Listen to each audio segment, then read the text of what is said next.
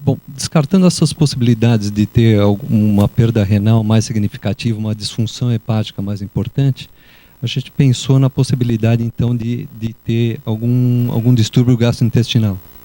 E exatamente perguntando isso é que a gente, então, convidou o professor Dr. Aitan Miranda. Ele é professor doutor da disciplina de gastroenterologia aqui da FMUSP, aqui de São Paulo. Ele é chefe do grupo de intestino da disciplina de gastroenterologia. E a gente pediu ele para mostrar alguns dados e nos mostrar se eventualmente a gente poderia estar frente a essa possibilidade. Então, a gente agradece bastante a presença dele, estar participando aqui junto conosco. E vamos ver os comentários que ele tem sobre o caso, como é que a gente pode fazer essa avaliação da parte gastrointestinal. Muito obrigado pela presença, professor. Primeiro quero agradecer o convite e quero dizer que é um assunto que me interessa muito de perto, porque toda a minha vida gastroenterológica foi um pouco ligada aos linfáticos, né? Então, a minha tese de mestrado é um modelo animal feito com Ehrlich, então, e depois eu também estudei o HDL na linfa intestinal, que hoje é que está sendo citado depois de uns 30 anos, né? Então, eu vou ser extremamente sintético. A perda entérica de proteína é um quadro que é pouco estudado e tem um tratamento também muito deficitário, muito pouco eficaz. E a gente sempre pega a literatura é pobre nisso, a não ser em casuísticas, e também ninguém sabe muito a fisiopatologia, se imagina. Embora o avanço ultimamente tenha ocorrido na questão da linfa, tem vários avanços vendo os processos de linfa e o que é que acontece, a perda entérica pode ter um comportamento multiforme. Então, primeira coisa que dizer é o seguinte: o que é uma perda entérica de proteína? Fundamentalmente, é uma albumina baixa e uma perda dentro do trato gastrointestinal, resultando em hipoproteinemia, que pode ser agravada por edema, ascite, derrame pleural, derrame pericárdio e malnutrição. E nem sempre isso.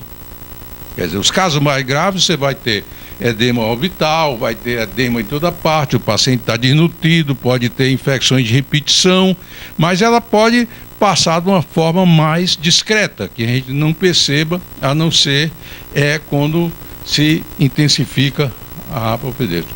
As causas de hipovolemia sem perda entérica de proteína são a doença hepática crônica. Então a gente já tende a afastar se esses pacientes têm alguma doença hepática crônica. Hoje isso ficou fácil porque os métodos de imagem e os estudos da hipertensão portal, todas as coisas facilitaram. E outra perda aumentada é a síndrome nefrótica, que também é fácil de ser vista. A diluição, que é o subcarga de volume em contexto de falência cardíaca, isso é comum nas UTI, a gente vê, e a inflamação com resposta inflamatória aguda e uma resposta inflamatória crônica. Inflamatória aguda, um edema anjoneurótico, baixa albumina rapidamente. Outras causas disso hoje, mais recente, é o dengue, que tem uma perda por terceiro espaço, que o paciente chega no hospital já hipotenso, se você fizer a albumina, está 1 e 2 em questões de dias, e às vezes é fatal esse quadro, que é um quadro que a gente descreve de negócio.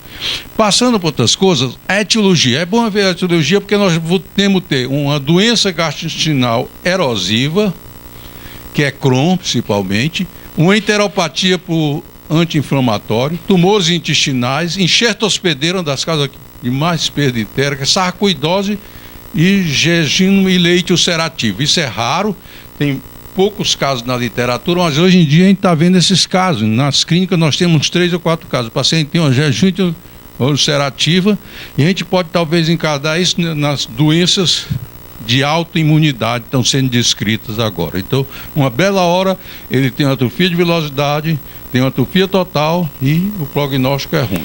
E uma doença gastrointestinal não erosível, colite colagenosa, que se associa à doença celíaca e que é muito comum agora com o uso de drogas, inclusive inibidor de bomba de próton. Então a gente está vendo colite colagenosa com uma facilidade grande. Embora eu não tenha visto nenhum caso de colite colagenosa com perda entérica. Nós temos uma casuística grande. Mas é descrito na literatura. A amiloidose, que é comum no nosso meio, cada vez é mais, inclusive nos casos de amiloidose secundária, mieloma, que pode provocar perda entérica. A meningite, que é uma gastite, polipose gástrica, a doença celíaca, a gastroenterite eosinofílica, gastite linfocítica, infecções bacterianas, superaquecimento do intestino delgado, estrongiloidise é descrito um caso, e outras infecções. Tuberculose, a tuberculose é comum porque ela ocorre muitos anos depois do processo tuberculoso, por calcificação dos gânglios do mesentério. A mesma coisa que não está citada aí, que é importante, que tem no Brasil, é a bastidobicose sul-americana dando perda entérica. A gente via isso com frequência e hoje não vê mais. Se trata ela, a uma fibrose do linfático e dos gânglios linfáticos reto-peritôneo, e esse paciente chega a ter uma perda entérica grande. E aí, o CMV, vasculite lúpica com ANCA positivo, doença do tecido conjuntivo, por exemplo, síndrome de Sjögren, anormalidade metabólica congênita, por exemplo, Gaucher.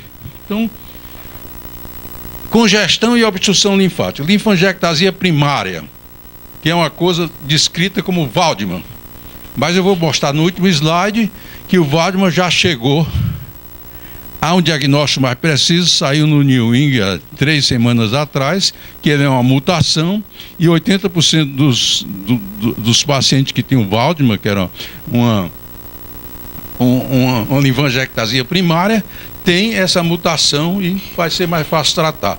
Linfangíase secundária, a insuficiência cardíaca, paniculite mesentérica, fibrose retroperitoneal, tuberculose por infiltração, obstrução no ducto torácico, hipertensão portal e malformação congênita do linfático, que é raro também. E a doença cardíaca, que é cardíaca congênita e a operação de Fontan para o coração univentricular. Isso a gente tem alguns casos no INCOR, se faz essa cirurgia, faz a anastomose do aurícula com a veia pulmonar, e isso dá uma perda entérica de proteína de difícil tratamento. A insuficiência cardíaca é a pericardite constritiva, que vai interferir na drenagens linfática. Passo seguinte.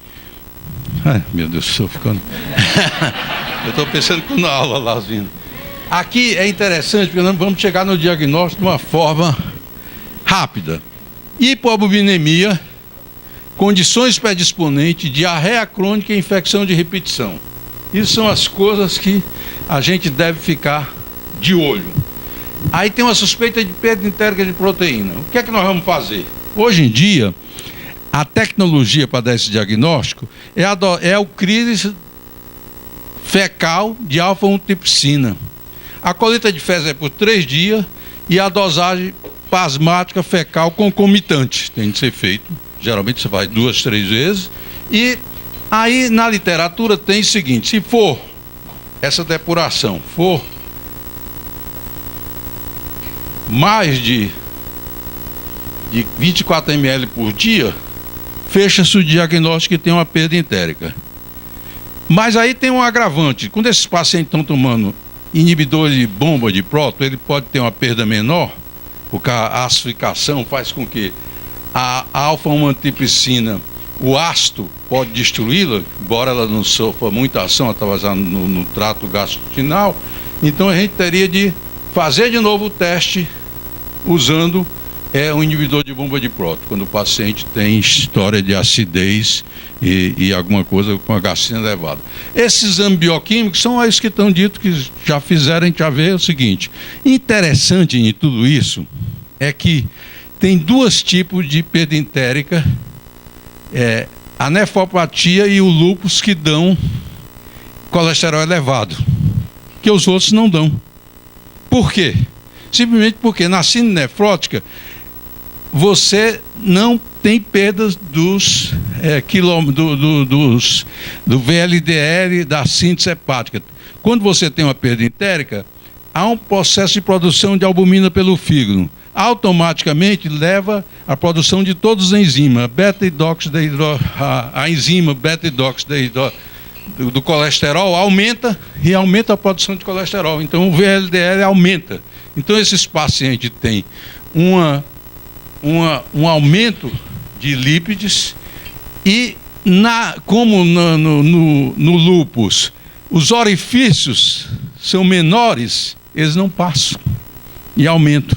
As outras perda entérica é maior e ela perde também o quilomicro e perde a apoproteína ligada aos quilomicros. É uma questão de volume, e isso é interessante porque já faz você suspeitar de que seja lúpus, entendeu? Isso é interessante, é a tese do assistente do Éder, que mostrou isso muito bem, e depois nós vimos também isso em alguns casos de lúpus, o aumento dos triglicérides e do colesterol sérico, pela questão de que ele não drena, ele não se perdem, né?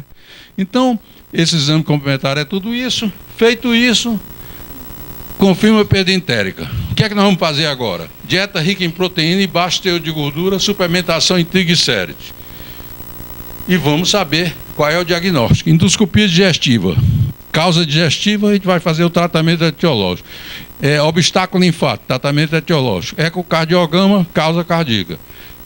Naquele caso em que a gente repete o CRIS sob inibidor de bomba de próton, porque a gente tem muito suspeito, excluir o diagnóstico de perda entérica de proteína se for menos de 24 ml. A ausência de causa, discutir a linfocintilografia ou ressonância e considerar a cirurgia para fazer o diagnóstico mais preciso. O que é interessante de tudo isso? É que é um diagnóstico bem preciso, porque a alfa-1-antitripsina, quando não é na doença de Crohn, ela não funciona para fazer o CRIS. Já tem trabalho na literatura. E também a sensibilidade é 84% e a especificidade também. Então, nós não temos então. Então, vamos qual é o futuro disso aí.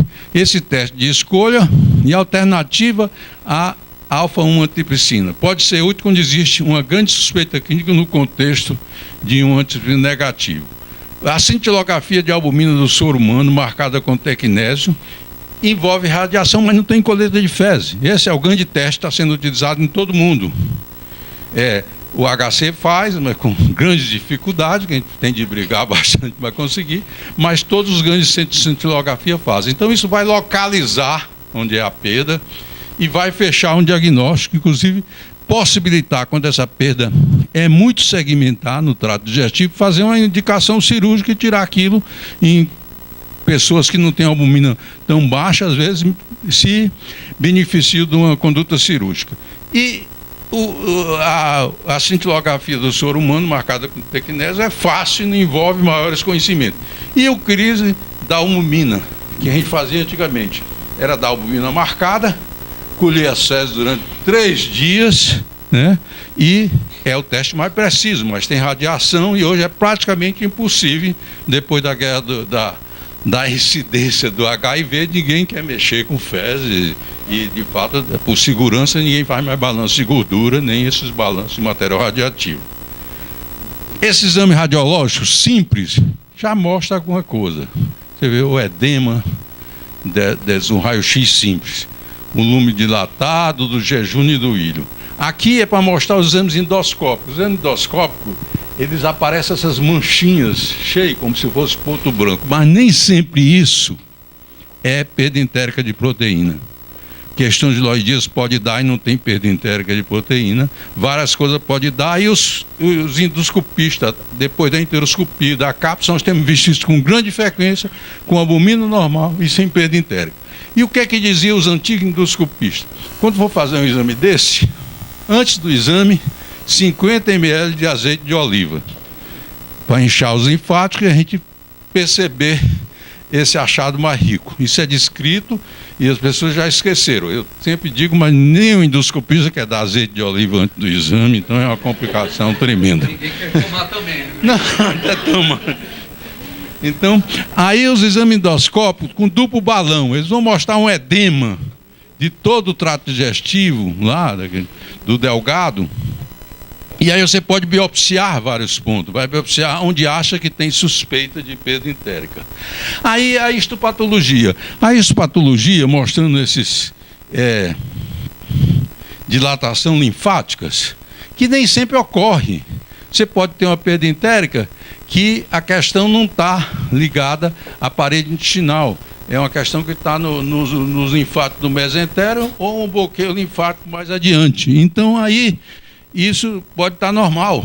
Então, você ter simplesmente um edema. Então, quando se encontra isso, já pode fechar o diagnóstico, embora você possa ter isso um segmento muito pequeno que não caracteriza uma perda entérica por lesões isquêmicas, paciente que toma droga. E atualmente a gente tem de esquecer o seguinte: a grande quantidade de drogas que estão dando é uma questão isquêmica, como a do duloxetina, ou a martazana da atrofia de velocidade com perda entérica, igual ao negócio. Então tem umas 300 drogas envolvidas com lesões erosivas e lesões linfáticas, podendo levar a uma perda entérica de proteína. Então cada vez aparece a lista maior, principalmente nessas drogas antidepressão e modificadoras de humor.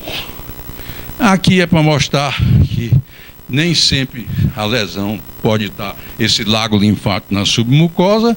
E aqui é a famosa cintilografia, que vocês estão vendo aqui, esse aspecto que vai vendo a queda, a saída, e aqui depois de algumas horas o delgado todo tendo uma perda da albumina marcada. Então se faz após 6 horas e após 24 horas. Isso aqui é de maior sensibilidade e de maior especificidade no momento. Aí tratamento relatado, aí é um desastre. Diurético, considerar não utilizar quando tem a nasarca, a gente tem de usar às vezes diurético, mas o grande negócio é o antiadactona. A aldosterona é uma droga excepcional, parece que ela mexe também no linfático, impede um pouco a edema. Então a gente pode dar uma dose, às vezes triplicada, se tiver muito edema. Alta dose de espiroquetona, é isso que eu te falei, e o mecanismo que traz ninguém sabe ainda. A heparina foi descrita há 3 anos atrás, há 4 anos, que seria o grande tratamento da perda intestinal. O que ela faz? Ela diminui o ataque de John Johnson e diminui talvez a perda disso aí. Mas os casos que a gente tem vivência, uns 3 ou 4, não, e agora está caindo também o prestígio dessa proposta em termos de literatura. A heparina e o corticosteroide às vezes melhora. A butizonida também melhora, porque ela provoca uma diminuição da ataque de Johnson, diminui a permeabilidade, e talvez no futuro a gente vai usar germe, fragmento de germe, como do estrangilóide, que é o que mais provoca fechamento, diminuição da permeabilidade intestinal, que redunda em uma menor perda. Octeotride, sim, octeotride, toda a vida que a gente tem usado, tem um sucesso, pelo menos inicial, às vezes piora no decorrer. Qual é o problema? O LAR, que seria o ideal, 20 a 30 miligramas, custa caríssimo, então é melhor usar 100 miligramas cada 12 horas no paciente. Ele toma de manhã e à noite ele toma uma subcutânea. E aí o hospital. E agora, recentemente, tem estado casos de anticorpo monoclonal contra o fator epidermoide, somente a doença de Menier, e um inibidor de crinase, que na linfangiectasia primária intestinal tem feito sucesso. Isso aqui é só para dizer, um CD55 deficiência provoca enteropatia. Isso é uma mutação nesse gene, faz com que esses pacientes tenham uma perda entérica de proteína. Então, o VADMA já tem uma explicação. Então, dá alterações linfáticas e ele provoca isso, descrito recentemente. Aqui é para dizer que é o que eu estou sentindo um pouco, é o sentimento de ter experiência perdida, mas espero que não, embora as condições de ensino, de saúde, que é onde a gente merece, está bem melhor. Aqui eu tinha, o tempo já acabou, meu?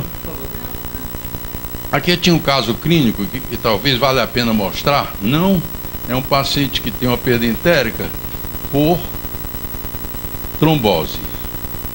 E eu vou mostrar só os exames complementares e mostrar como a endoscopia dele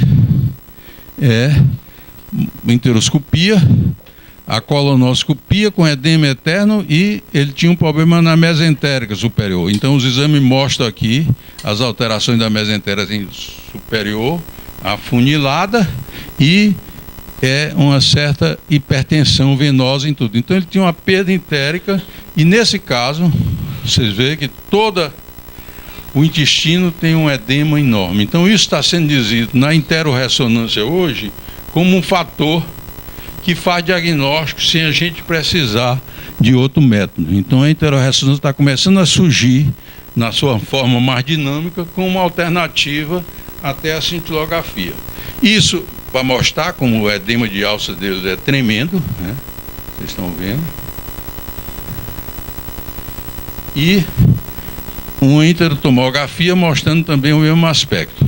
E aí a gente vê que ele tem o aspecto, mas aí vamos ver só o final de que ele tinha mucosa vaginal com linfantasia numa própria, aumento do infiltrado linfóide, associado à linfocitose interepitelial. O que é que acontece? Foi avascular e resolveu a questão.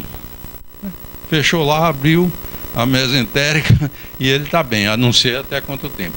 Era isso que eu tinha a dizer, desculpe se eu me precisasse ver.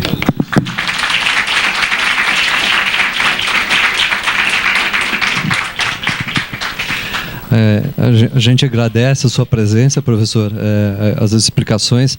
Na verdade, a gente tinha dúvida realmente no caso, porque a gente não estava conseguindo explicar ao certo o motivo da hipoalbuminemia, a gente não estava identificando um quadro renal, ela não tinha, nos queixava de uma perda, um quadro de diarreia mais importante. A gente ficou bastante em dúvida de qual poderia ser a possibilidade. E exatamente quando a gente discutiu o caso que a gente vislumbrou a possibilidade da perda entérica, né?